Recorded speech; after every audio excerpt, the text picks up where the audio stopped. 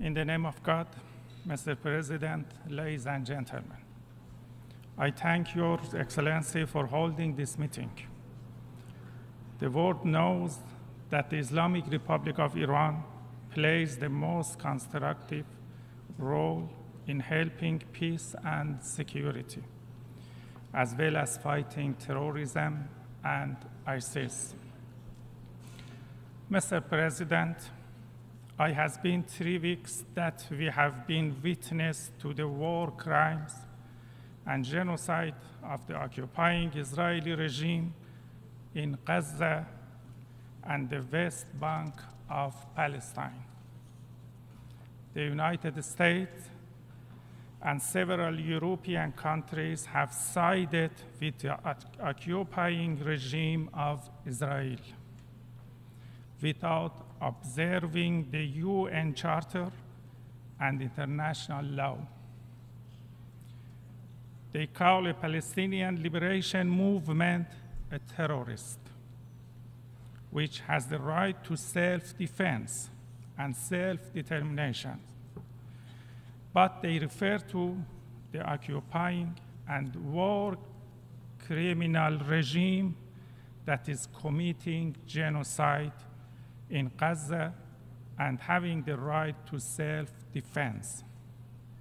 Unfortunately, this is the state of our world today. This is the situation of the Security Council, which was supposed to try to establish world peace and security. Today, United States and several European countries are watching and supporting the killing of about 7,000 civilians in less than 3 weeks by the Israeli regime in Gaza and West Bank of Palestine. And they help this regime militarily and financially. We recommend the United States to work for peace and security, not war against people, children, and women. Instead of sending rockets, tanks, and bombs to be used against Gaza, United States should stop supporting genocide in Gaza and Palestine. Mr. President, the history of Iranian civilization shows that we have always supported peace and security. But today in New York and the United Nations, I say frankly to the American statesmen who are now managing the genocide in Palestine that we do not welcome to expansion of the war in the region. But I warn, if the genocide in Gaza continues, they will not be spared from this fire. It is our home, and West Asia is our region. We do not compromise with any party and any side, and we have no reservation when it comes to our home's security. The genocide in Gaza must stop immediately. The forced displacement of the people of Gaza must be stopped immediately. Today, Gaza is waiting for urgent and vital humanitarian aid. According to international law, the Palestinian Liberation Movement, Hamas, is fighting the occupation and has a legitimate right. Mr. President, according to our negotiations, Hamas is ready to release civilian prisoners. On the other hand, the world should support the release of 6,000 Palestinians held in Israeli prisons. Now, allow me to continue the rest of my remark in the Persian language. Mr. President, according to history and based on documents of the United Nations, the Palestinian issue has a history of about 80 years. Therefore, trying to reduce its dimensions to just one attack and on a Palestinian liberation group is a big lie. According to the international law, as well as hundreds of resolutions of this very same assembly, the entire land of Palestine is an occupied land, and according to this, the Zionist regime is recognized as an aggressor and an occupier. The Palestinian nation, like any other nation under occupation, has the indisputable and inherent right of self-determination and has the right to directly and freely decide on its independence and to create an independent government to decide for itself according to international law and as specified by Security Council resolutions number 309 and 323 of 1972 and of the Security Council in the case of Namibia. The inalienable right to self-determination and independence is permanent and does not disappear with the passage of time. Therefore, just as the prolonged occupation of the land does not create any rights for the occupier, the passage of time does not diminish in the slightest way the right to determine the fate of the occupied nation. According to the principles and rules of the international law and hundreds of resolutions of this very same assembly, the Palestinian nation, as a nation under occupation, has the legitimate right to resist the occupation using all available methods, including armed struggle. Therefore, the recent hypocritical efforts to introduce the struggle of the Palestinian nation against the occupiers as terrorist actions will not deceive the free nations and the awakened consciousness of the world. The United States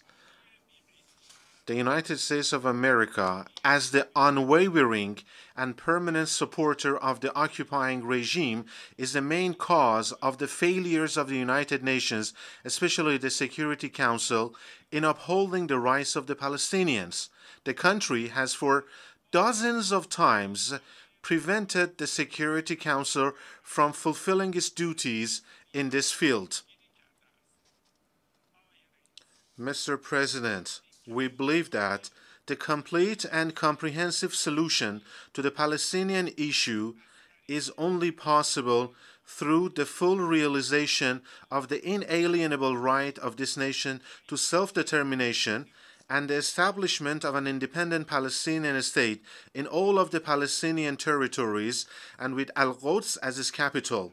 The entire land of Palestine, from the sea to the river, belongs only to the original Palestinians, including Christians, Jews, and Muslims. And no institution or country has the right or can give any part of it, of this land, to another person or group. The Islamic Republic of Iran believes in the right of the Palestine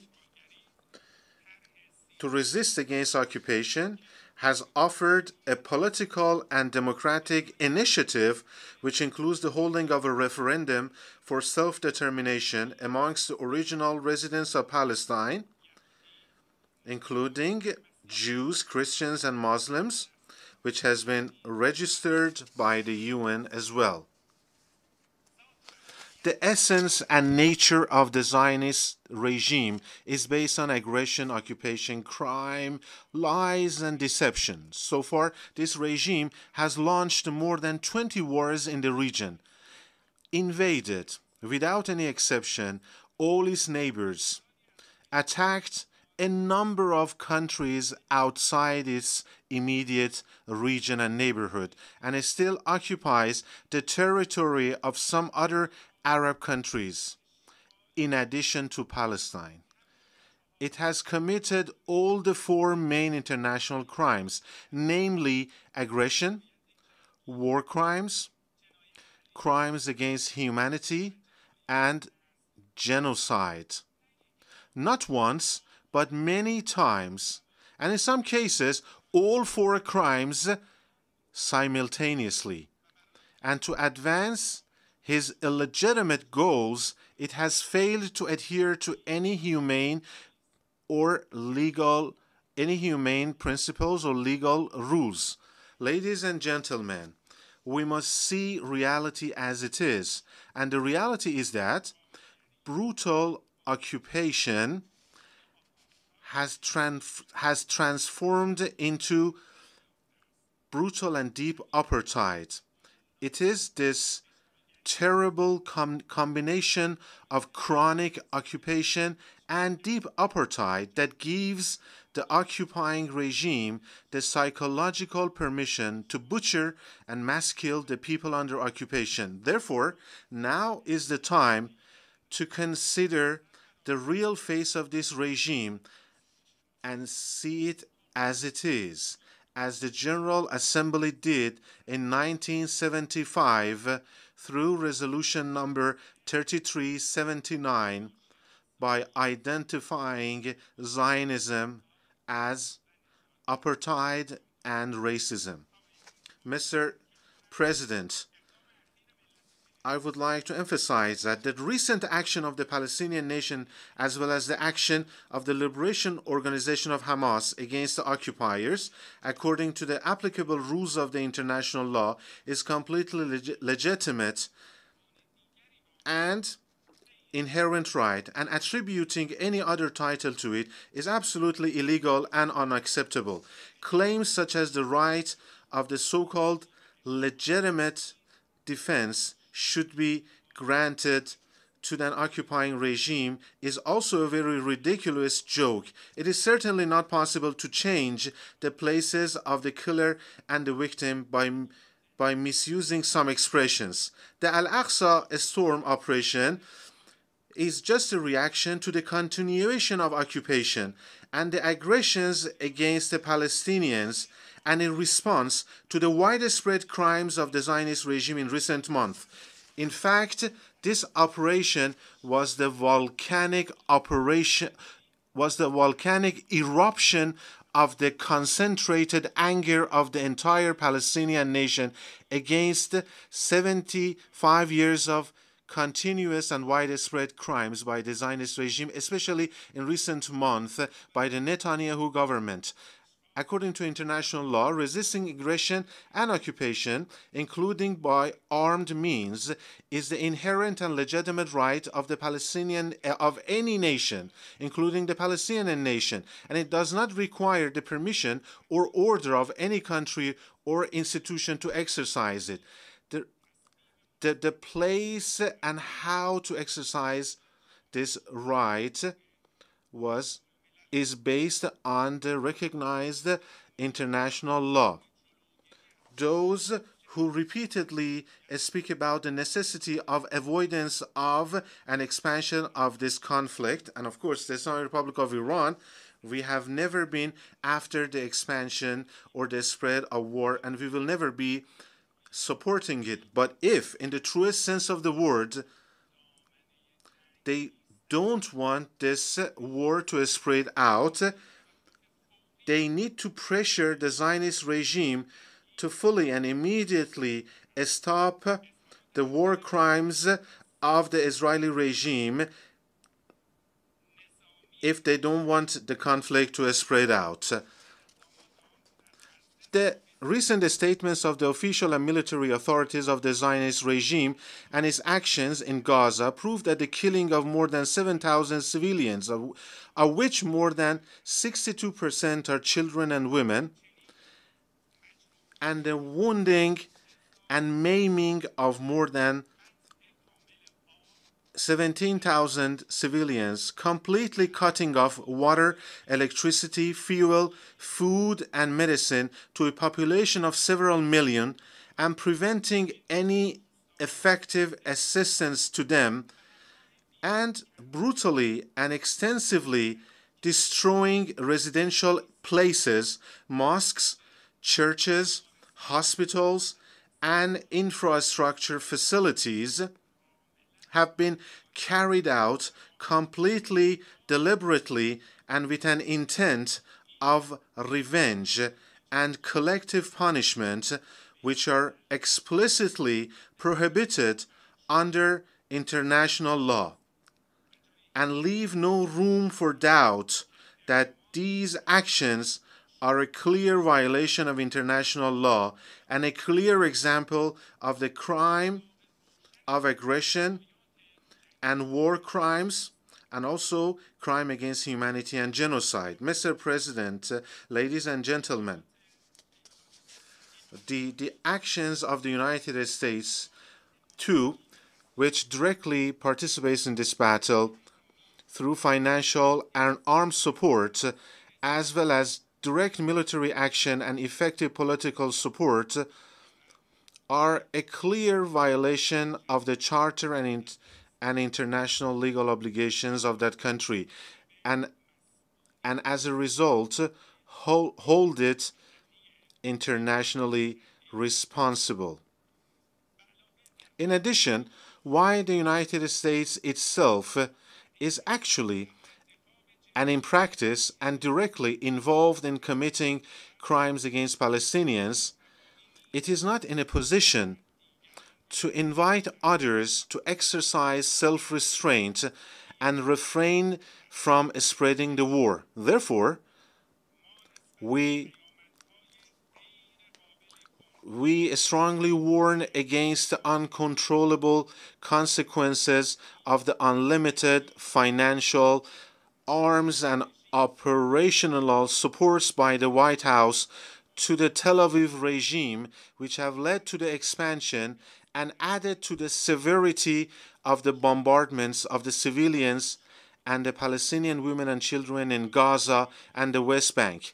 The current developments in Palestine also clearly prove that the only result of any normalization of relations with Tel Aviv is tantamount to ignoring the legitimate and historical rights of the Palestinian nation, but any kind of normalization of ties with the Israeli regime is doomed to failure. Preventing the escalation of the Palestinian situation, especially considering the current turbulent and tumultuous conditions in different regions of the world, is a global and collective responsibility. We, on our part, are ready to play a more serious role in this field in line with our recent efforts in order to restore peace and security in the west of Asia. In this line, the leaders of the Hamas Liberation Palestinian movement have voiced their readiness to release the non-military prisoners to us, and the Islamic Republic of Iran stands ready to play its part in this very important humanitarian endeavor along with Qatar and Turkey. Naturally, the release of the 6,000 Palestinian prisoners is another necessity and responsibility of the global community. Mr. President, in conclusion, I would like to thank the positive and realistic positions of the UN Secretary General, His Excellency Antonio Guterres, and his efforts on the ground for sending humanitarian aid to Gaza and immediately stopping the war.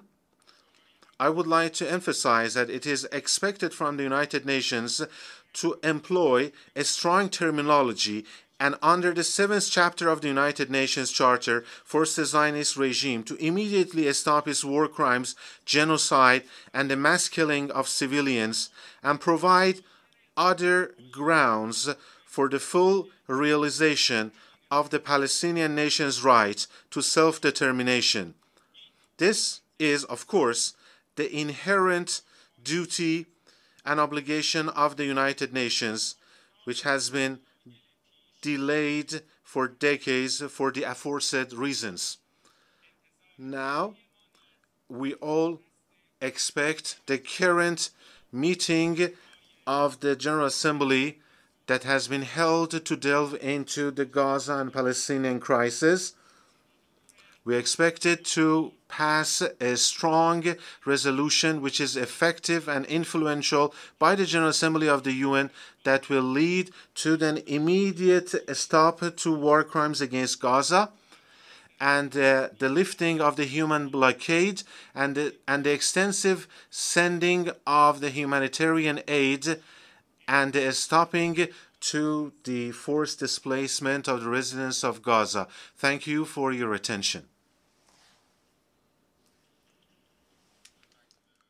This has been the Nod News Network. Transmission complete.